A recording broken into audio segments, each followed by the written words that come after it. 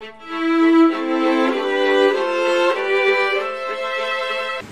capítulo 1, a partir do versículo 10, nos diz assim a santa e inerrante palavra de Deus: porque existem muitos insubordinados, pauradores frívolos e enganadores, especialmente os da circuncisão. É preciso fazê-los calar, porque andam pervertendo casas inteiras, ensinando o que não devem por torpe ganância. Foi mesmo dentre eles um seu profeta que disse: cretenses sempre mentirosos, feras terríveis, ventres preguiçosos. Tal testemunho é exato. Portanto, repreende-os severamente, para que sejam sadios na fé, e não se ocupem com fábulas judaicas, nem com mandamentos de homens desviados da verdade. Todas as coisas são puras para os puros, todavia, para os impuros e descrentes, nada é puro, porque tanto a mente como a consciência deles estão corrompidas. No tocante a Deus, professam conhecê-lo, entretanto, o negam por suas obras. É por isso que são abomináveis, desobedientes e reprovados para toda boa obra. Até aí a leitura da palavra de Deus. Vamos orar mais uma vez? Senhor, te agradecemos por ter nos trazido aqui nesta noite. Muito obrigado, Deus, por essa chuva que cai. Te louvamos por ter inclinado o nosso coração a responder à tua santa convocação e não permitir que essa chuva nos prendesse em casa, ó Deus. Muito obrigado, porque em tudo o Senhor tem um propósito para nós. Por isso, Deus, clamamos ao Senhor: fale ao nosso coração nesta noite, edifica o teu povo que se encontra aqui, fortaleça-nos, Senhor, para o louvor do teu próprio nome. É o que nós clamamos ao Senhor, em nome e por amor de Jesus. Amém. Você já foi a algum mercado fazer compra e se deparou com alguma embalagem enganosa? Eu estou perguntando isso porque inúmeras vezes, muitas pessoas, inclusive eu já caí nessa, a gente acaba comprando gato por lebre. A gente não presta atenção nas pequenas letras do rótulo e acaba comprando uma manteiga porque a gente achou que estava com preço sensacional. Mas quando a gente chega em casa, a gente vai comer no biscoitinho de sal e a gente percebe: mas está com um gosto estranho. Aí você olha para o rótulo e você percebe que lá pequenininho no canto está escrito uma mistura de manteiga e margarina. Aí você fala: puxa vida. Isso também acontece com leite. Você vai lá todo animado, vê lá no cartaz uma promoção maravilhosa, você fala: vou comprar logo uma caixa. Aí você vai tomar o seu leite com café, você percebe que o leite quase não mudou a cor do café. Aí você fala: esse leite está estragado. Aí você vai olhar no rótulo e está escrito assim: bebida láctea. Não é leite, é um soro. Isso acontece também com requeijão.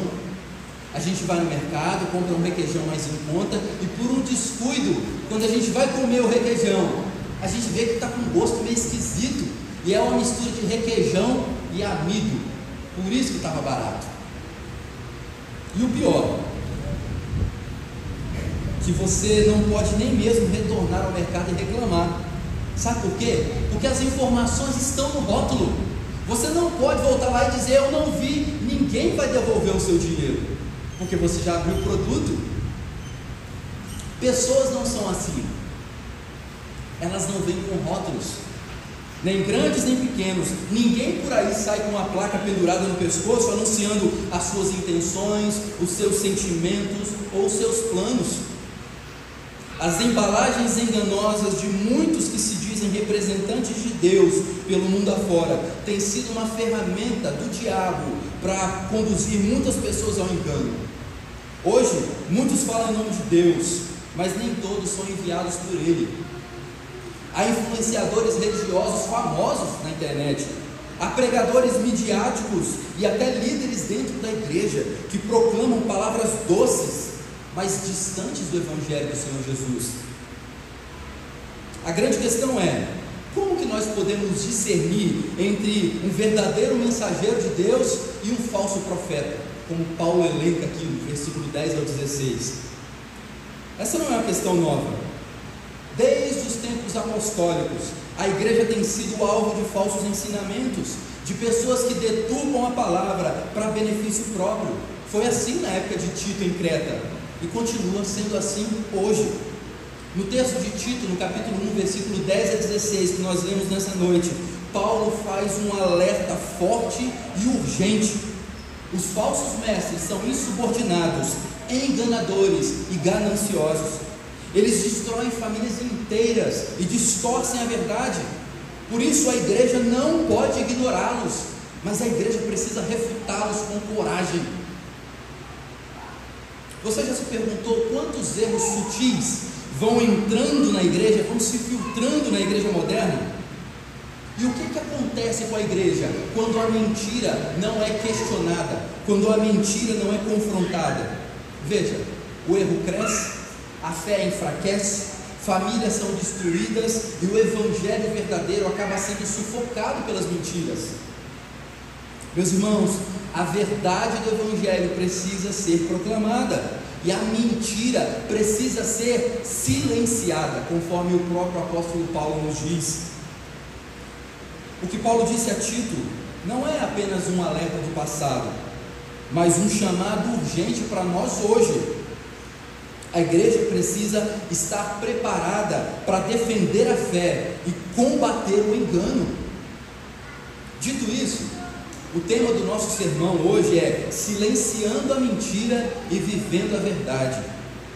Veja, o tema já anuncia o que nós vamos pensar nessa noite. Não basta só silenciar a mentira, é necessário que a gente também viva a verdade. Então são coisas que precisam caminhar juntas. E como nós podemos fazer isso?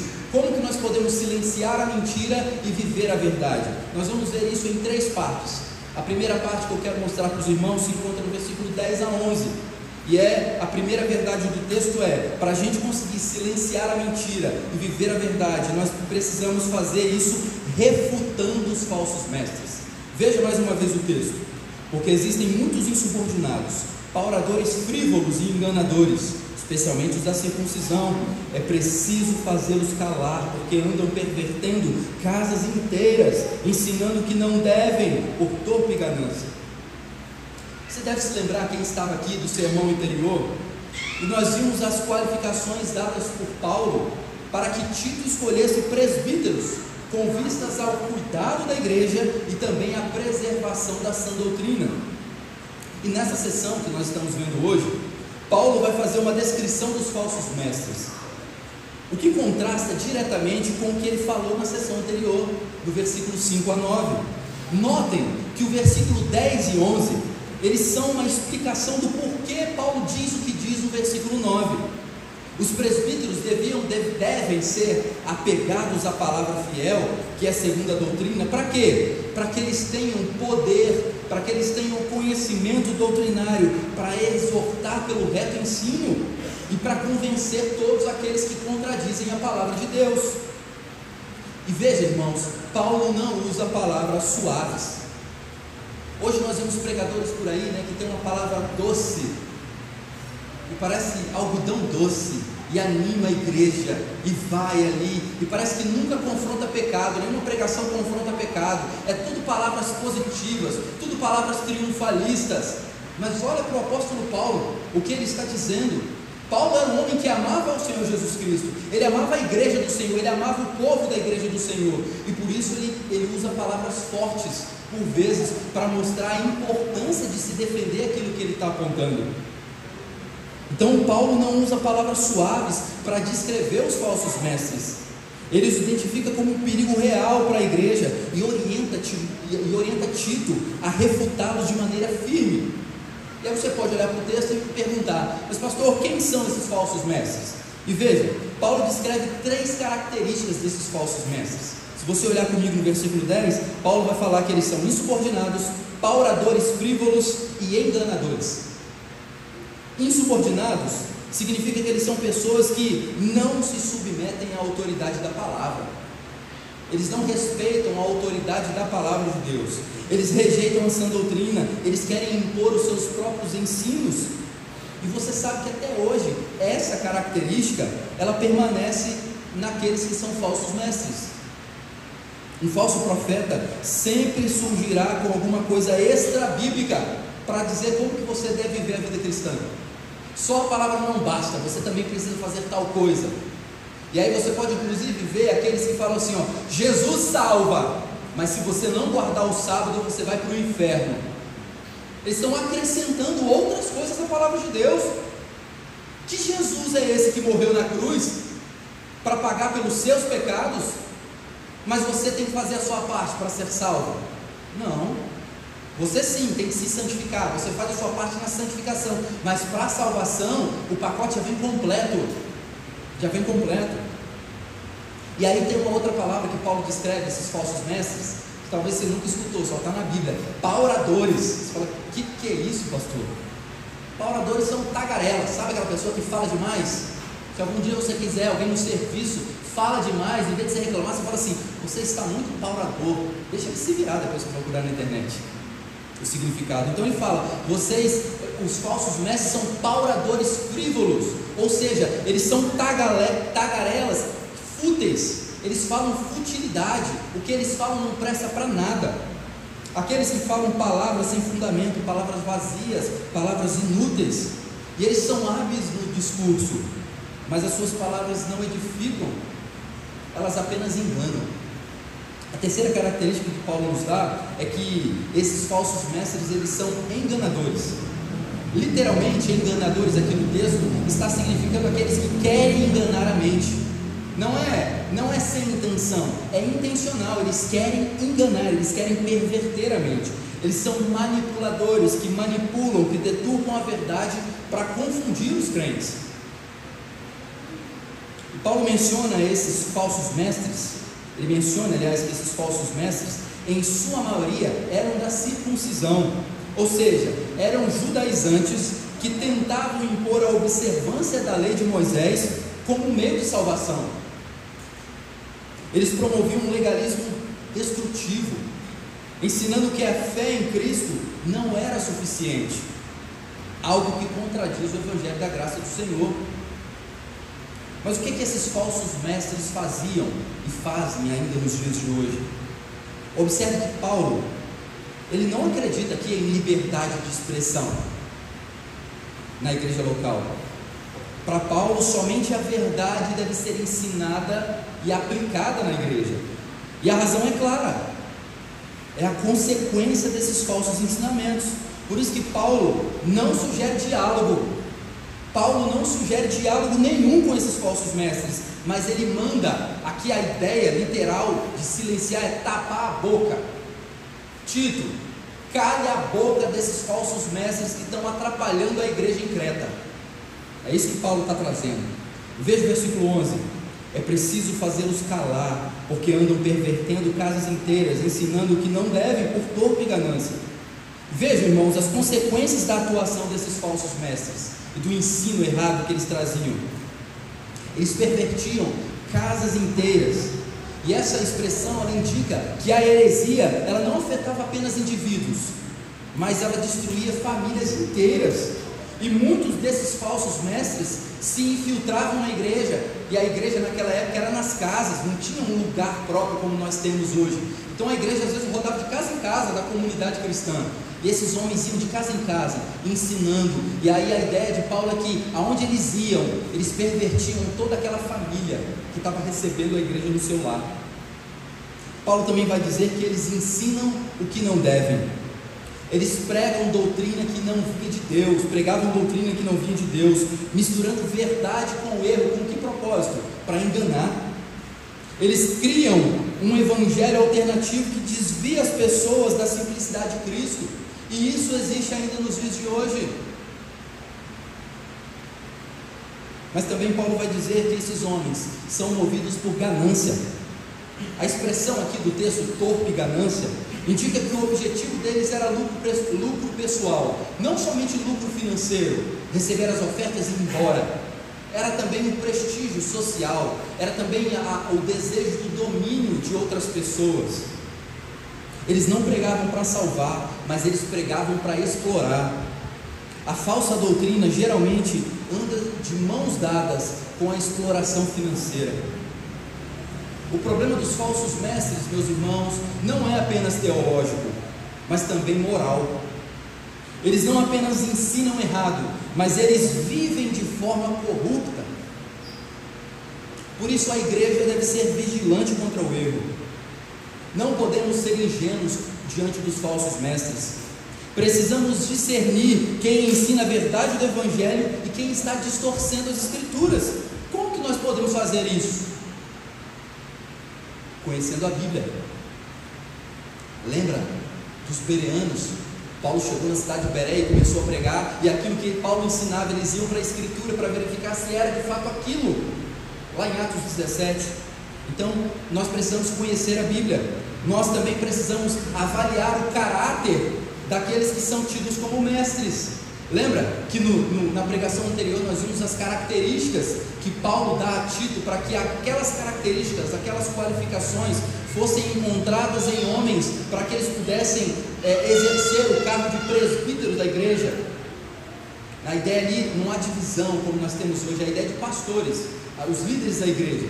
Hoje nós temos presbíteros, docente e regente, aqueles que ajudam no governo e que também ensinam, e o pastor da igreja, que também é um presbítero, mas é um presbítero docente, é aquele que se dedica exclusivamente ao ensino, mas que também coopera junto com os outros irmãos presbíteros para o governo da igreja. Falsos ensinos, meus irmãos, geram destruição. Se nós permitirmos doutrinas distorcidas dentro da igreja, vidas serão prejudicadas, famílias serão destruídas e a fé de muitos será abalada. Um líder deve confrontar as falsas doutrinas, não ignorá-las. Enquanto falsos mestres ensinam por ganância, o Evangelho é apresentado para nós com gratuidade. O Evangelho é gratuito. Cuidado com mercenários da fé. Muitos falsos mestres hoje pregam motivados por dinheiro e por poder. O verdadeiro Evangelho, ele não explora, o verdadeiro Evangelho liberta. O Evangelho de Cristo nos chama à graça e não à escravidão religiosa. Imagine que você recebe um prato de comida delicioso. Hoje nós almoçamos juntos aqui na igreja, e aí teve uma variedade enorme de comida, é sempre muito bom. Mas imagine que você receba um prato de comida gostoso, aquela sua comida preferida, mas sem saber, foi misturado ali veneno, uma gotinha de veneno. E se alguém lhe entregar esse prato, e depois você perceber e confirmar que de fato havia veneno ali, você diria assim: não, 90% da comida está boa, só tem um pouco de veneno. Ninguém faria isso, né? Claro que não. Você rejeitaria completamente a comida, porque você sabe que um pouco de veneno pode matar, pode destruir. Assim é a falsa doutrina. Ela mistura a verdade com o erro para enganar aqueles que não têm cautela. Uma igreja que tolera o erro está aceitando veneno para as almas daqueles que compõem a igreja de Cristo naquele lugar. Paulo nos chama a refutar e a identificar esses falsos mestres antes que a influência deles destrua o povo de Deus. Você sabe discernir entre o verdadeiro evangelho e os ensinos falsos que distorcem a verdade? Você você tem essa habilidade de fazer essa diferenciação? Ou você ouve pregadores por aí na internet à torta e à direita? Cristóvão Colombo, certa vez, estava perdido na Jamaica e ele precisava de suprimentos para ir embora. E ele sabia, pelos estudos, que os estudos lunares, como um bom navegador, ele precisava conhecer do céu, e ele sabia que no dia seguinte haveria um eclipse lunar. Ele chegou então para o chefe daquela tribo onde ele estava na Jamaica, e ele disse: a menos que você me dê suprimentos, o Deus que eu creio irá fazer com que a lua perca a sua luz. E aí no dia seguinte houve o eclipse, e aqueles homens ficaram temendo Cristóvão Colombo, e eles deram tudo aquilo que ele tinha pedido, e ele foi embora recebendo suprimentos de graça e enganando. No início dos anos 1900, um navegador inglês tentou fazer o mesmo truque que ele ouviu dizer que Colombo havia feito na Jamaica. Ele estava no Sudão, e ele então disse palavras semelhantes. Ele disse: se você não seguir as minhas ordens, a vingança cairá sobre vocês e a lua perderá a sua luz. Mas aí o chefe daquela tribo respondeu: se você se refere ao eclipse lunar, ele só vai acontecer daqui a 2 dias. O chefe sudanês foi protegido do engano porque ele sabia a verdade. Para a gente ser protegido do engano, de falsos mestres, de falsos ensinos, não há outro meio a não ser a gente saber a verdade. Você está fortalecido o suficiente na palavra de Deus para você não ser enganado? Se a verdade liberta, a mentira escraviza. Portanto, igreja do Senhor, refutemos o erro e proclamemos a verdade das Escrituras. É o trabalho dos anciãos proteger o rebanho do engano e ensinar a verdade de Deus. É trabalho da liderança, dos presbíteros da igreja. Mas cabe a todos nós sermos guardiões da verdade, combatendo o engano com a espada da palavra. Se devemos refutar, também devemos repreender. Mas antes que você pense que as ações são sinônimas, refutar e repreender, refutar tem a ver com responder ao ensino com a verdade. Repreender tem a ver com exortar alguém para que ela abandone um comportamento errado, uma crença errada. Por isso, o nosso segundo ponto, nós vamos ver do versículo 12 ao 14, que nós também precisamos, além de refutar os falsos mestres, nós também precisamos repreender os falsos mestres. E nesse trecho, do versículo 12 ao versículo 14, Paulo expõe a natureza moral e espiritual dos falsos mestres, e ele dá uma solução radical. Qual é a solução radical que Paulo dá? Ele fala: repreensão severa. Não é conversa, chama para tomar um café na sua casa, tenta convencê-lo. Não, Paulo está falando: olha, com esses falsos mestres, você chegue diante deles e os repreenda severamente. E Paulo cita um poeta cretense, um poeta que era da cidade de Creta, um homem chamado Epimênides. O versículo 12, quando Paulo fala assim: foi mesmo dentre eles um seu profeta que disse: cretenses sempre mentirosos, feras terríveis, ventres preguiçosos. Esse Epimênides, ele descreveu o caráter do povo de Creta como mentirosos, feras terríveis e ventres preguiçosos. Esse poeta cretense era tido por muitos da época como um homem inspirado pelos deuses. Platão considerava Epimênides como um homem inspirado pelos deuses. Um outro filósofo da época, Plutarco, ele dizia que Epimênides era um homem querido dos deuses. E de acordo com um historiador do segundo século, um homem chamado Diógenes Laércio, ele diz que foi Epimênides que chegou, que aconselhou os atenienses que fizessem sacrifícios a um deus mais conveniente. E aí Diógenes Laércio traz a ideia da história que foi o conselho de Epimênides que fez com que os atenienses fizessem um lugar de adoração ao Deus desconhecido. Você lembra disso em Atos? Quando Paulo chega em Atenas e vê lá ao Deus desconhecido, e aí Paulo, a partir dali, proporcionou, teve a oportunidade, daquele ponto de partida, proclamar o Deus vivo e verdadeiro. A frase cretenses mentirosos, feras terríveis, ventres preguiçosos, tornou-se um provérbio popular da época. E a expressão sempre enganadores pode ter surgido porque os cretenses, eles eram tão mentirosos que eles inclusive diziam que estava em Creta o túmulo de Zeus, e a reputação deles naquela região era de serem pessoas tão mentirosas que se criou um substantivo, um dia a gente vai estudar a carta aos Coríntios e nós vamos ver que corintianizar significava também um substantivo, não tem nada a ver com os corintianos aí, mas a ideia de corintianizar era de pessoas que viviam uma vida devassa.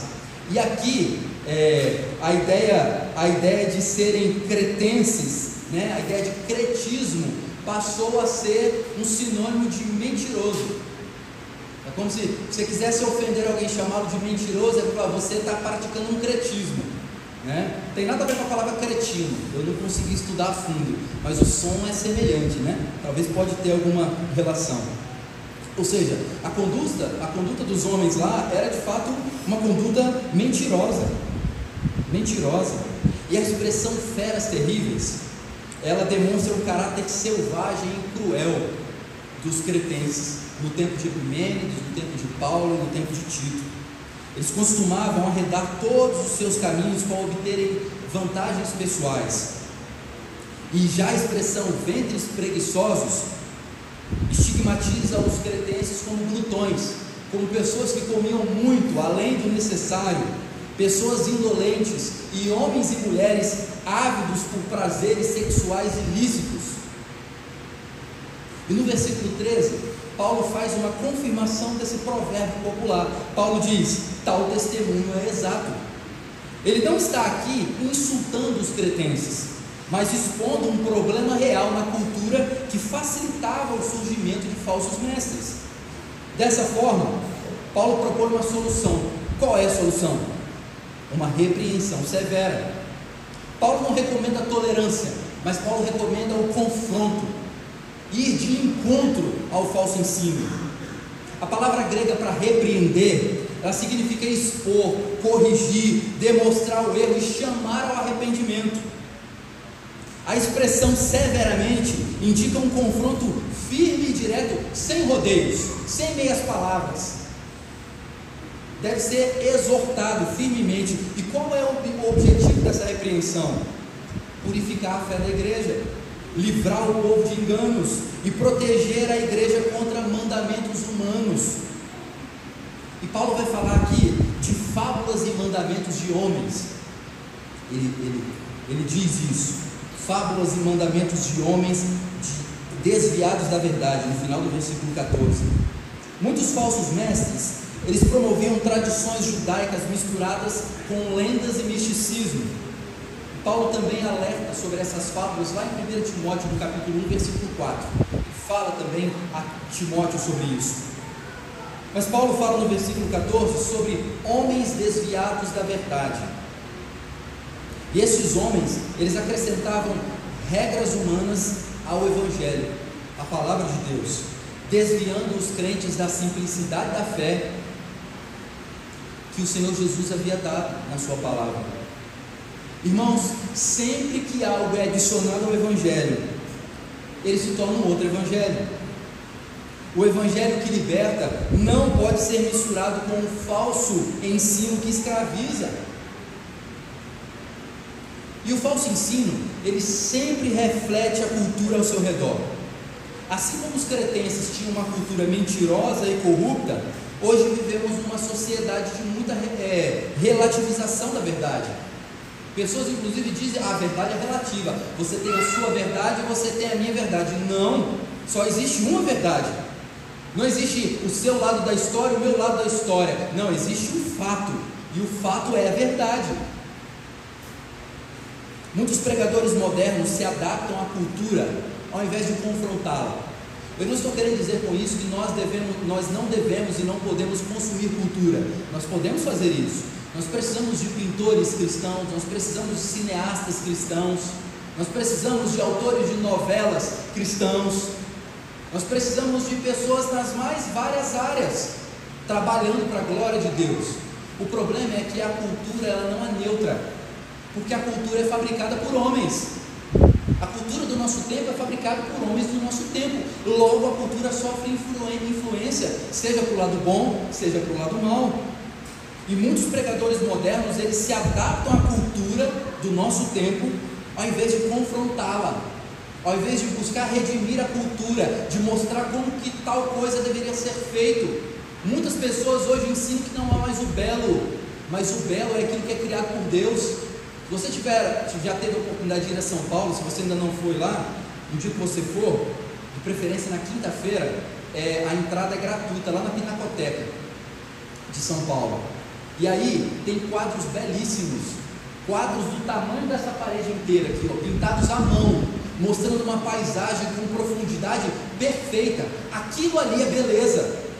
Mas você anda mais uns passos e você entra numa outra sala mais progressista e você vê alguns 4 gravetinhos assim.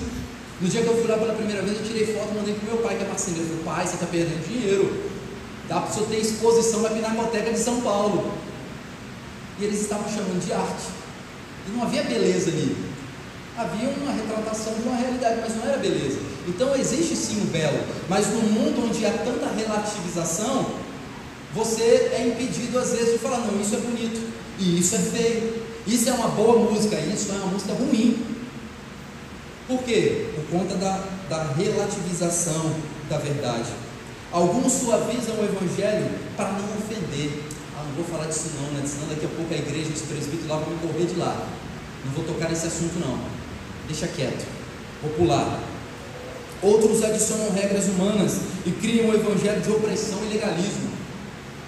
Deus, Jesus te salva, mas se você não der o dízimo, o trízimo, o quadrízimo, você vai para o inferno. Quem vai para o inferno é quem fala isso, quem ensina essas coisas. Nós não devolvemos o dízimo como um carnê. Nós entregamos em gratidão por reconhecer que tudo aquilo que nós temos é Deus que nos deu, e a gente devolve alegremente. Não pode ser um peso, mas para muitos isso é tido como um peso, porque é ensinado assim. Há ainda os que promovem fábulas modernas, teologia da prosperidade, coaches gospel, como tem coaches por aí. Até na igreja presbiteriana tem uns coaches por aí, que não pregam a palavra. Misticismo evangélico. Como tem misticismo evangélico? Até na igreja presbiteriana.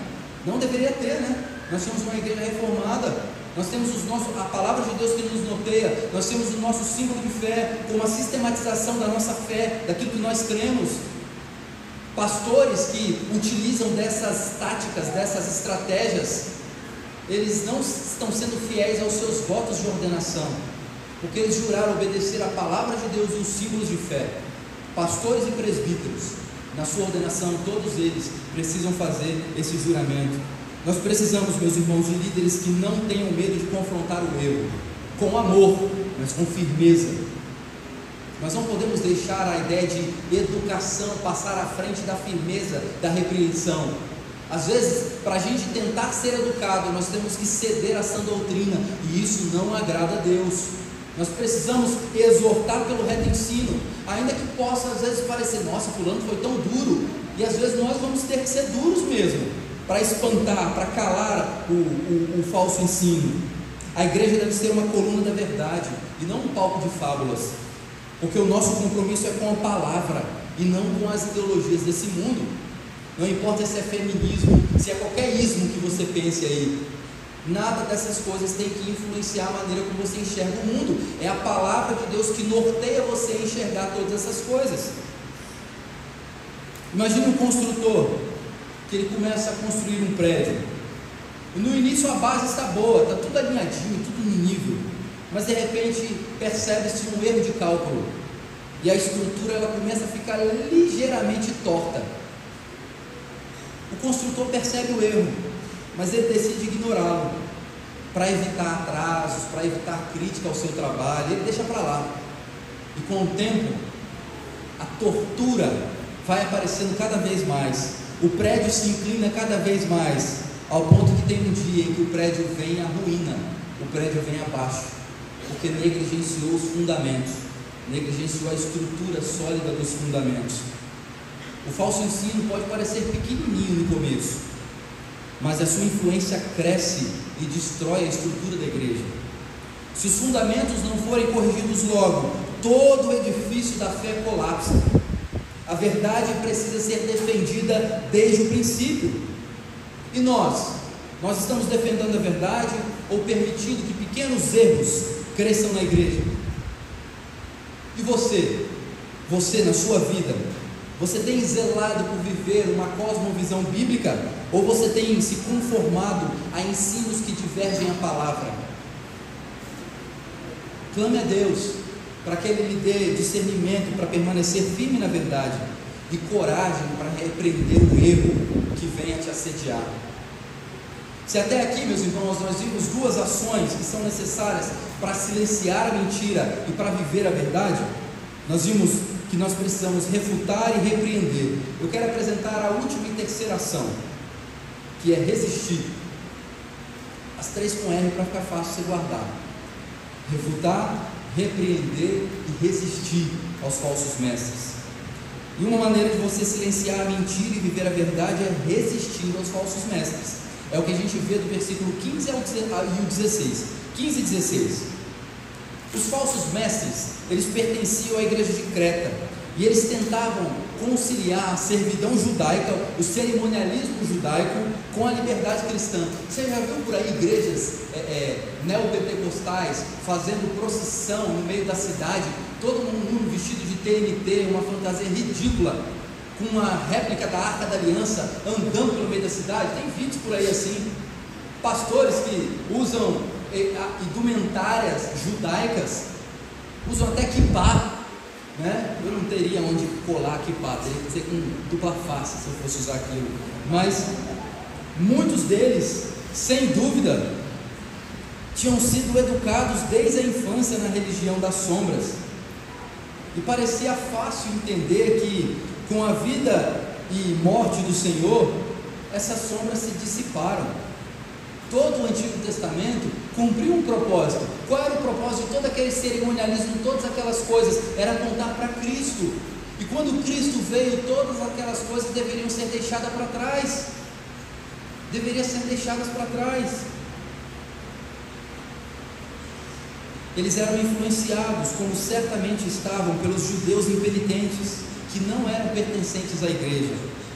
E eles atribuíam um grau de valor salvífico às ordenanças cerimoniais, e ainda mais aos refinamentos farisaicos dessas ordenanças, acerca daquilo que é limpo e daquilo que é impuro, com respeito a alimentos, a móveis, a utensílios e também ao corpo humano.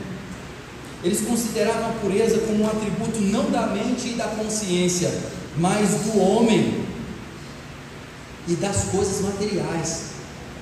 Eles não consideravam o interior do homem, a mente, o coração, a volição. Eles consideravam somente as coisas externas, e isso era um problema.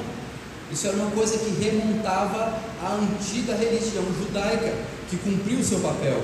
E Jesus combateu esse erro de maneira vigorosa. Ele disse: o que contamina o homem não é aquilo que entra nele, mas aquilo que sai dele. É aquilo que sai. Paulo também defendeu consistentemente a tese de que nada nessa vida é inerentemente impuro, lá em Romanos 14.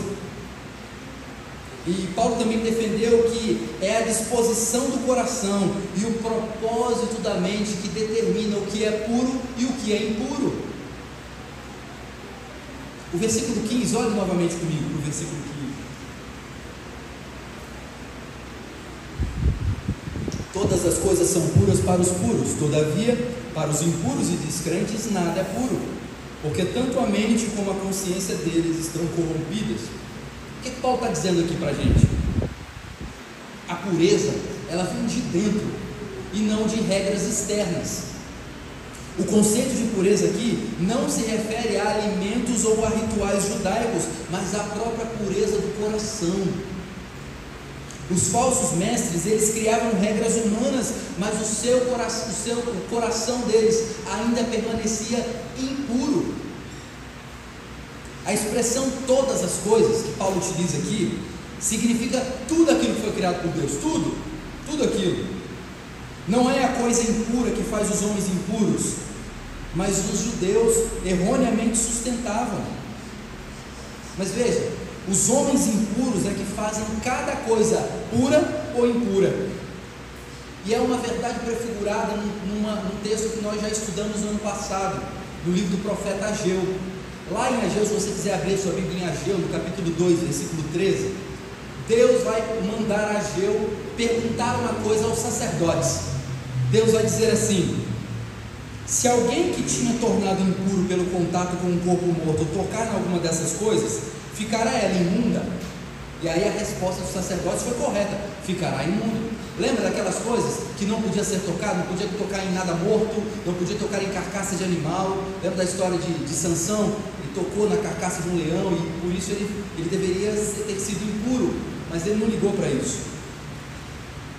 O que que Ageu nos ensina, alinhado com isso que Paulo está falando a Tito?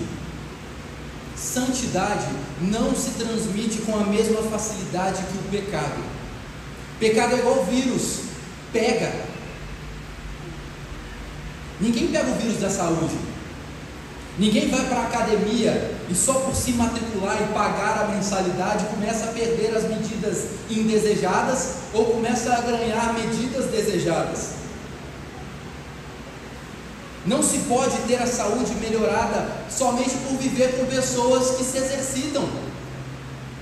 Olha, eu vou ficar perto agora de fulano de tal porque ele vai na academia, ele está cuidando bem da saúde dele, eu vou colar com ele. Se você não fizer os mesmos exercícios que ele faz, ou mudar a alimentação, você não vai conseguir adquirir a saúde que ele tem. No entanto, aquilo que é ruim transmite com mais facilidade do que aquilo que é bom. E o apóstolo Paulo faz uma exortação quanto a isso, ele faz um alerta, lá em 1 Coríntios 15:33, ele diz: não vos enganeis, as más conversações corrompem os bons costumes. Você se contamina mais facilmente andando com gente impura do que se purifica andando com gente santa. E é por isso, pais, que vocês, todos nós, pais que estamos aqui, dos nossos filhos que ainda estão debaixo do nosso cuidado, diretamente, vocês precisam ser dirigentes em suas funções de treinadores pessoais dos seus filhos, porque as coisas ruins, eles aprendem sem você ensinar, mas coisa boa leva tempo para ensinar, leva tempo para ensinar, você tem que ter dedicação. Não negligenciem nem terceirizem o papel da formação espiritual dos seus filhos, a responsabilidade é sua. O pastor da igreja, os líderes da igreja estão para auxiliar, mas é você que é responsável pelo cuidado espiritual dos seus filhos. Não se contentem apenas com os momentos de instrução da EBD ou com o culto público. Dediquem-se em sua consagração ao Senhor, bem como da sua família, porque uma vida santa dá muito trabalho. Uma vida santa dá muito trabalho em construir, mais do que uma vida impura. E Paulo está afirmando que para os impuros tudo se torna impuro. A palavra contaminados indica uma poluição espiritual e moral.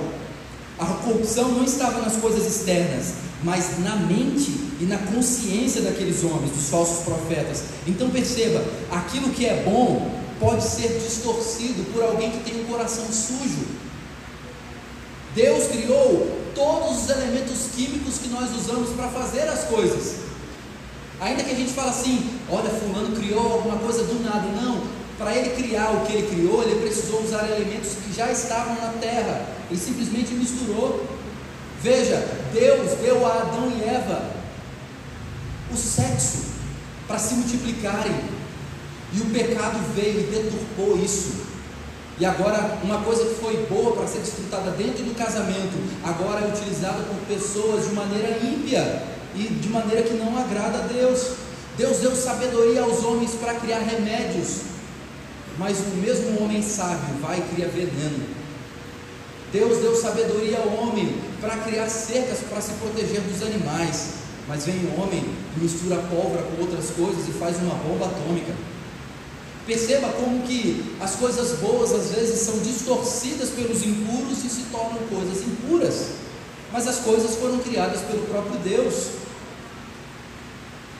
E Paulo continua no versículo 16, ele diz: no tocante a Deus, professam conhecê-lo, entretanto o negam por suas obras, é por isso que são abomináveis, desobedientes e reprovados por toda boa obra. E aqui, meus irmãos, está o centro do problema.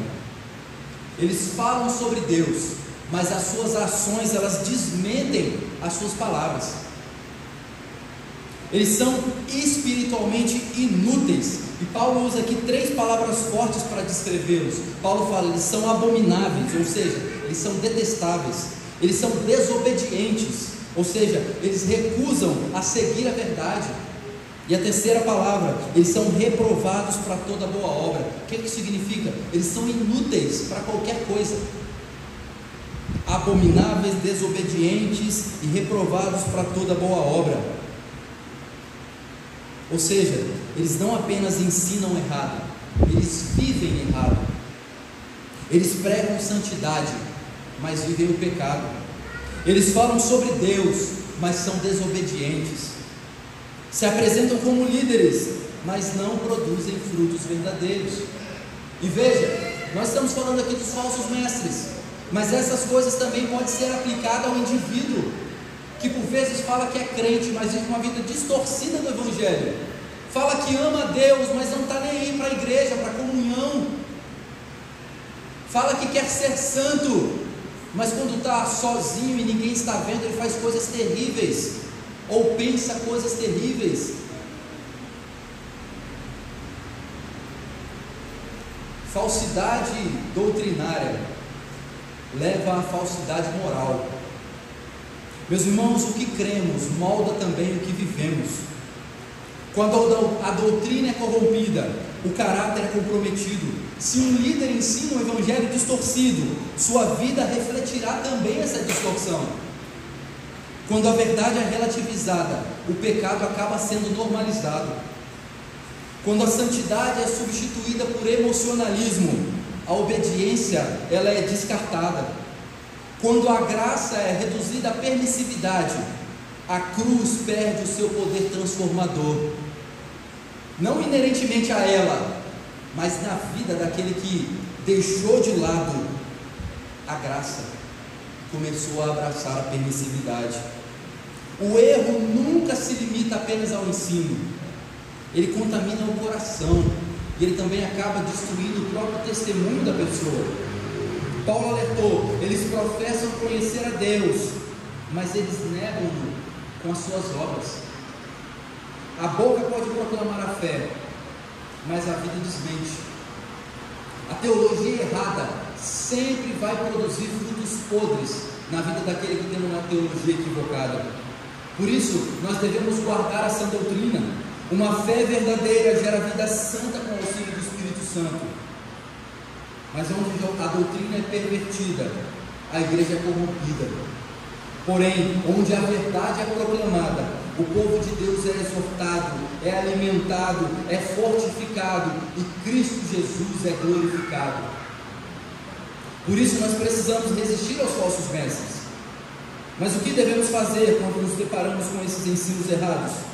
Não seja enganado, conheça a palavra. Não siga, se afaste de ensinos de corruptos. Não os tolere, repreenda-os severamente, como Paulo está nos ensinando aqui nessa noite.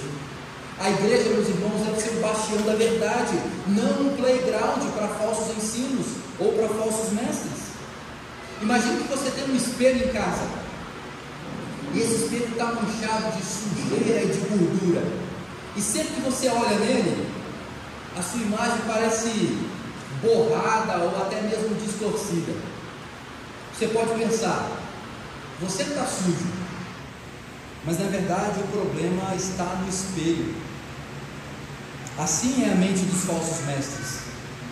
Eles enxergam tudo através de uma consciência contaminada, e mesmo a verdade parece errada para eles. Se o coração está sujo, tudo o que vem desse coração vem contaminado. A única solução é a transformação do coração pelo Evangelho verdadeiro da graça de Jesus Cristo. Eu quero concluir, meus irmãos, dizendo que nós devemos silenciar a mentira. E a batalha pela verdade é também uma batalha pela santidade. E Paulo deixa isso claro no texto que nós meditamos nessa noite. Falsos mestres não são apenas um problema teológico, mas também um problema moral. Eles não apenas ensinam errado, mas eles vivem errado. Paulo nos chamou a refutar, a repreender e a resistir os falsos ensinos. Mas isso só é possível quando nós estamos firmados na palavra de Deus, estamos vivendo uma fé autêntica. Para silenciar a mentira, nós precisamos viver a verdade.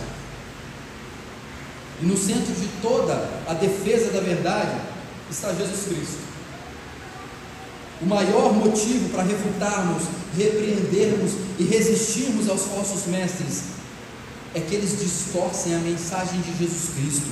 Eles desviam as pessoas da verdadeira salvação. É por isso que na nossa cidade está lotada de igrejas falsas. igrejas que não ensinam a palavra como deveria, igrejas onde não há disciplina eclesiástica, igreja que não administra corretamente os sacramentos. Isso na teologia reformada, na escritura, é tida como uma igreja falsa. Se você tem algum parente seu nessas igrejas, clame ao Senhor para que ele saia de lá, porque ele está sendo falsamente alimentado.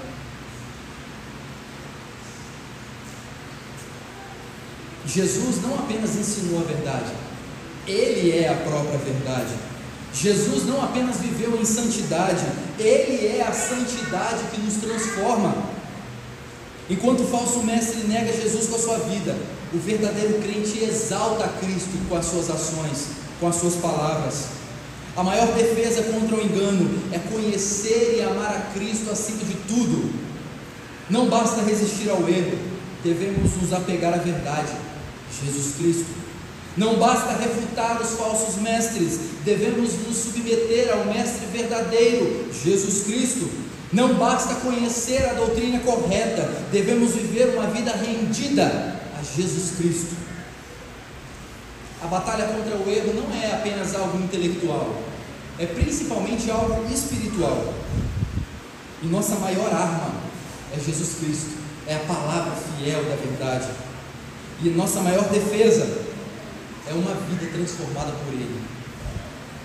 Minha pergunta para você, no final desse sermão, é se a sua vida reflete que você conhece Jesus Cristo intimamente, ou você é alguém que é conhecido por aí só por falar dele, falar de Jesus. Meus irmãos, que a nossa vida seja um reflexo da verdade que é Jesus Cristo, que Jesus seja exaltado na nossa doutrina, mas que também Ele seja exaltado na nossa vida. Caso contrário, nós estamos falando uma coisa e fazendo outra. Se você diz amar a Cristo, viva como alguém que ame a Cristo. Se você fala que você pertence a Cristo, não se afaste do corpo de Cristo, que é a igreja. Se você entende que você vive para a glória do Senhor, acorde amanhã alegre, ainda que seu trabalho não seja tudo aquilo que você gostaria, você quer outras coisas, você quer algo mais, mas se você está ali, é porque é onde Deus te colocou nesse momento. Sirva como se fosse para Deus, trabalhe para a glória de Deus. Se você, a maneira como você se relaciona, seja com o seu cônjuge, seja com o seu namorado, seja com o seu chefe, tudo isso precisa conceder glória a Deus. Senão, o que adianta ter conteúdo bíblico, falar que é reformado e saber citar perguntas e respostas do Catecismo Maior de Westminster, mas se a vida é contrária àquilo que fala? É como se nós fôssemos falsos mestres, que ensinamos pessoas, mas não vivemos aquilo que ensinamos. Por isso, irmãos, o meu clamor para todos nós nessa noite, para você e para mim, é que a gente viva dignamente o Evangelho de Jesus, para a glória dele e para a edificação também nossa e da igreja. Deus nos abençoe.